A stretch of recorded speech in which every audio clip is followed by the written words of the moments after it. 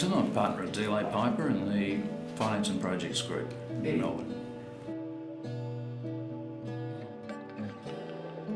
Well, there are many and varied. I think, for a start, the competition for time is just inexorable. The demands on time, I think the demands on being the best lawyer you can be, coping with the client demands, and they can be many and varied. But I think the competition for time, if you're also wanting to be the perfect father, the perfect husband, perfect in all of the areas of your life, then I think you devote a lot of energy to that, and that energy can be very taxing over a period of time.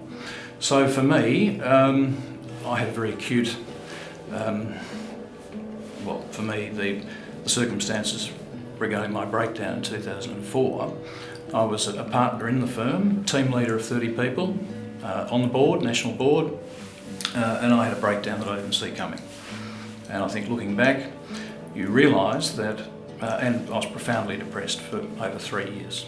I couldn't work until I got the right treatment.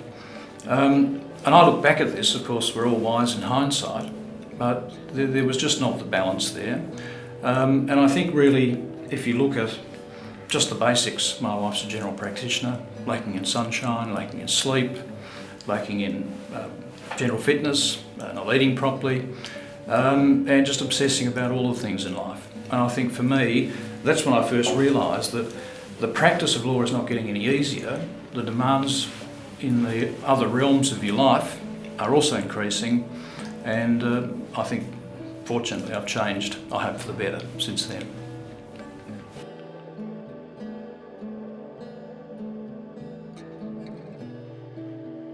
Well, I think the first thing I would say is that there needs to be a genuine dialogue with staff, and also partner to partner where that's appropriate. A friend of mine in another firm once said that a partner came in and said to him, "How are your family going? Not too much detail." Now, I question whether that person was really genuinely listening or interested in what the answer would be.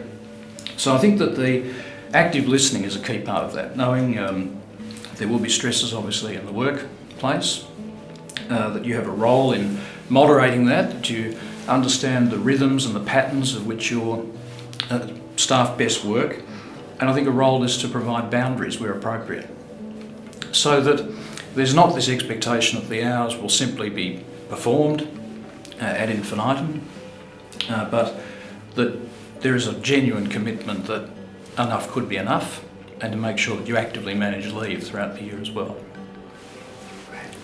And what do you think is the key to being a lawyer and being a human too? Well, I think that there are so many aspects of that, but I can boil it down to generosity and compassion. When I was on the board in 2004 and speaking to the newly inducted partners at that time, I talked to them about this notion of generosity. Now, I think there's a lot of lawyers who perhaps take that a bit far and apply it to themselves. But what I'm talking about is the way in which people who are in a team, a genuine team, are thanked because the workplace is only functional with every person that comes to make up the provision of the legal service that's offered. So I think compassion also kicks in where there are people who are genuinely suffering. If you're listening, you're listening as a lawyer and as a human being because you genuinely care about those people.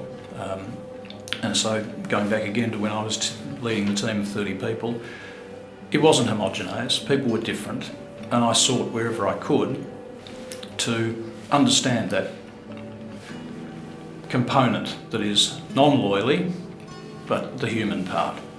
So when I ask the question about how someone's family is, I'd like to think I'm genuinely interested in the answer.